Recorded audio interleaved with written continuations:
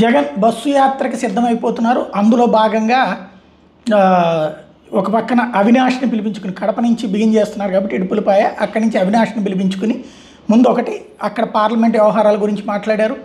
ఎందుకంటే అక్కడ షర్మిల పోటీకి రెడీ అవుతుంది కాబట్టి అక్కడ వ్యవహారాలకు సంబంధించి సిద్ధపడ్డారు. అది ఒకవైపున. రెండో వైపున అక్కడి నుంచి సాగేటటువంటి యాత్రకు సంబంధించి ఏర్పాట్లు. మరొక వైపున సమస్యలన్నీ పరిష్కరించుకునే దిశగా ఏదైతే వంగాగీత పిఠాపురం నుంచి పోటీ చేస్తుంది. ఇప్పుడు ప్రస్తుత సిట్టింగ్ ఎమ్మెల్యే దొరబాబుని తీసేసి వంగాగీతకి ఇచ్చినప్పటి నుంచి అసంతృప్తితో ఉన్నటువంటి చిట్టుబాబుని పిలిపించి ఖచ్చితంగా గెలిపించి తీరాలి అన్నటువంటి ఎట్లయితే చంద్రబాబు గారు కనుక వర్మను పిలిపించి మాట్లాడారో అట్లాగే చిట్టుబాబుని పిలిపించి జగన్మోహన్ రెడ్డి మాట్లాడారు. ఖచ్చితంగా గెలిపించి తీసుకురావాలన్నటువంటిది ఆయన ఓకే అని చెప్పారు, మన వర్మ గారు చెప్పినటువంటి విధంగా. మరొక వైపున వచ్చేటప్పటికి ఏదైతే అనురాధ సిట్టింగ్ ఎంపీ కాస్త తాను వైఎస్ఆర్ కాంగ్రెస్ పార్టీ నుంచి వీడుతున్నది అన్నటువంటిది అవాస్తవం అంటూ అమలాపురం పార్లమెంట్ సభ్యురాలు చింత అనురాధ ప్రకటించారు.